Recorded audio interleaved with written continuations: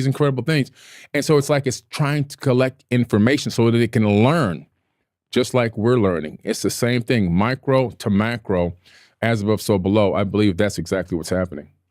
It's a really pivotal realization to see how the beauty, the intelligent beauty that is this universe expressing and fracturing into all these different experiences called Billy, called Andre in this form, and how that invites a level of curiosity when you're engaging with people, with strangers, people across the world, people you meet online, people you meet in the physical reality, and how we all have our unique conditioning, trauma, but brilliance, gifts, insights, piece of the puzzle of the awakening planet, so much. And that invites a really unique lens to look at individuals through, I think, as well. I've heard you talk about how, God, if you want to use that term, which we are really shifting from this, visual of this like religious sky daddy figure to a deeper understanding where science and spirituality merge of what the nature of God is. And that we're on a data collection mission. Yeah. The amalgamation of all the different facets of perspectives that we hold come together to make a greater, grander truth. Now, if God is a frequency and our job is to tune in, talk a little bit about that. Okay. Yeah, I think that people, I'm glad you brought this up, because I think people keep, just through the programming code that we've been giving for so long, they believe that there's this God, like you say, this God that's a physical male energy that's got a white robe on and a magic wand. Bing, I'm going to allow you to win your game tonight. Or bing, I'm going to let you win the lottery. It's not really like that. I mean, you have people praying to win wars. I mean, there's no universal creator that's flying around through space going, you know what, I got to have these people win a war right quick. Let me go back and ding. So I think that we have to understand that God really, what is God? What is the essence of God? Well, you look at the fact that the universe is a source of unlimited, untouched energy. Like every single Planck unit within space-time is an unparalleled amount of actual raw energy. I believe that is the source energy of the creator itself, and that we are to tap in, and that this energy, like anything else, is also a frequency. Now, that same energy that exists all around us on this energetic grid, if you believe, or are you a proponent of membrane theory or string theory, that same energy that is all around us is also inside of every atom inside of our body. And that also that energy is even in our spirit, which is being beamed in and encapsulated in this avatar body temporally, while we, navigate through this matrix for a period of time during the time that we're here to learn. And so it's really incredible to see that all these aspects really culminate and come together and show us that we are God and God is us. And that we have the ability to tap into the true power that's already inside of us. Instead of journeying into outer space, we need to journey to inner space. That's where the true answers are located. And that the power that's in us is so great and so grand. It's the same exact power that created everything we see in the known universe. And I think that we've cut ourselves short in thinking that we don't have any power, that we're useless, that we're hopeless, that we have to beg an outside source. And not understanding that we can go inside and we can command our realities. We can become ordainers of our own destiny. This is all incredible, knowledge. And as you start to hear this information, I'm curious on your own path, when you start to explore the nature of consciousness and you start to see, first off, how much you don't know, but then how interconnected everything is, how has it personally transformed you? And what are the implications of this understanding about consciousness being infused in everything and how you've lived your life? It gave me a complete awakening when I came to that full, total realization, because imagine that you realize everything is conscious. Now you're going to treat everything with respect and dignity. Reverence. Right? Reverence, right? I'm going to treat this microphone like it's got real, true value, not just value that because it costs money, but that because it's alive. That we didn't make the microphone, we just stacked the atoms in a particular format so that we can utilize it as a tool, but the atoms were here and created from the beginning of known time. So we don't make anything, right? We only stack atoms in a particular way like Legos. But the fact that each one of these is alive lets me know, treat this with respect, reverence, dignity, cups, glasses, our clothing. I remember I was coaching USSSA and AAU basketball, travel basketball, women's basketball back in the day. And I went to a coaches conference where we had all these players come to perform in front of college coaches in the hopes of getting a scholarship. And one of the best players in the gym was in there. She was destroying everybody and everyone. And when it came to the break in between games, she had her tote bag and her clothing, her gear, and she was dragging it through the gym. The coach standing next to me, which is one of the better schools there, she said, I got to scratch her off my list. I said, what's going on, coach? I mean, she's good. She's like, yeah, but look how she's treating that bag. I don't want anybody in my program that's going to treat our equipment that way. No respect for the equipment. Imagine if she had the knowledge, though, that that bag was conscious.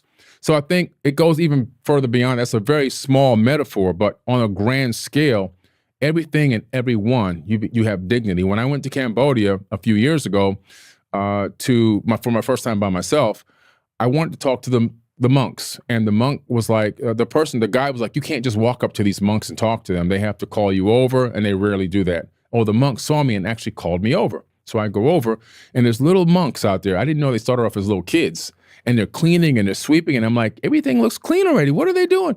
And he said, we must clean to perfection. He said, every single day, our main goal is to obtain perfection, even in taking out the garbage.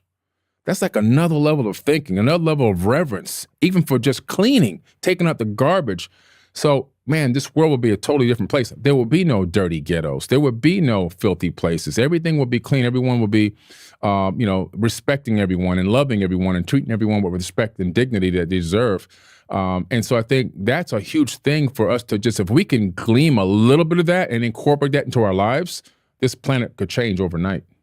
Yeah, of course. And there's a gradient of consciousness and how it expresses itself and intelligence from, maybe this microphone to plant life to animal life to human intelligence to what goes beyond us that maybe we're not capable to see with our sensory perception.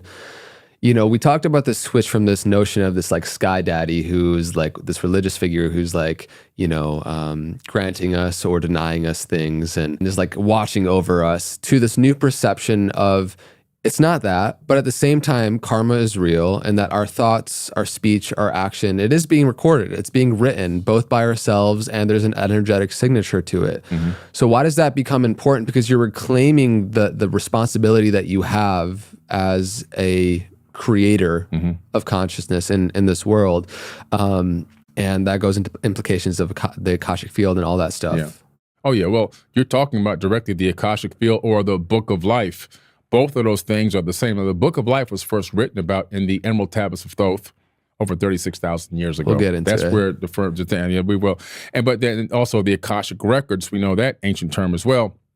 And that is the membrane. That is the energetic grid that connects everything. The distance between you and I in these two chairs is actually an illusion. We're connected energetically. And not only are we connected, but everything in the entire universe is connected energetically and can be traced back to a one finite point. And that means that we're all part of the same energetic thing. And we're linked through quantum entanglement. We're linked through physics. We're linked through the quantum realm and quantum energies. And that everything is linked. And so if everything is linked, then we are all one. So since we're linked and we're all one, and we have to realize that our thoughts are literally leaving our skull and also entering this energetic grid.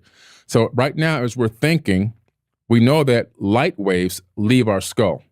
We know this because we can put an EEG cap on your head and we can capture those light waves. We can't see them with our eyes because humans can only see 1% of the light spectrum, but we can capture those light waves. We can send them to a computer and we can analyze those waves on a computer. So we're capturing them. Now, when you aren't capturing them with an EEG cap, where are they going? Well, they're going into this grid that already exists. So when I figured this out, I realized that the Book of Life was real. Like everything you've ever done is recorded. There's no way to escape it. It's out there in this field. And if you have the right frequency, you can tap into that information and pull it in. I think also a lot of times we get these great ideas for inventions or so forth. Sometimes we just get on the same frequency as a already existing thought, and we are able to download it and discern it and act on it. And we say, yeah, I came up with this great idea. Sometimes it's not our idea. Sometimes we actually download that information.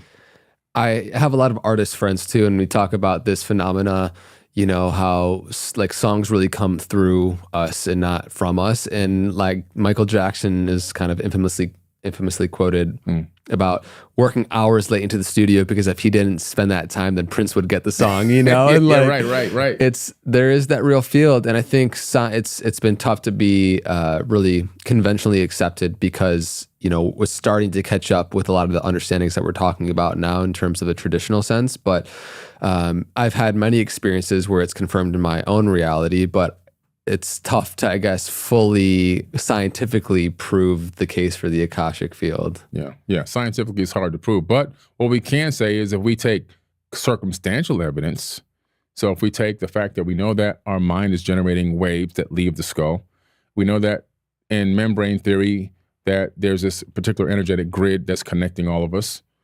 We can hypothesize that those thoughts are entering into that realm and getting into that grid. We know that radio waves sent out from the I Love Lucy show in the 1960s are still traveling through space. And if you have the right technology, you can decode that and you can actually watch I Love Lucy 10 light years away. Same thing is happening with our minds. It's just, I think it's so important to have an open mind when exploring a lot of these things because like you said, we can only see such a fraction of the electromagnetic spectrum. Yeah. We think that what we're observing is reality, and in reality, and the objective reality is such a small fraction of it. It's like, phew, yeah, man, it's like, it's so small. We don't see gamma waves, beta waves. We don't see infrared. There's so much ultraviolet. The multi-spectrum. We literally only seeing a very small sliver, red, green, and blue.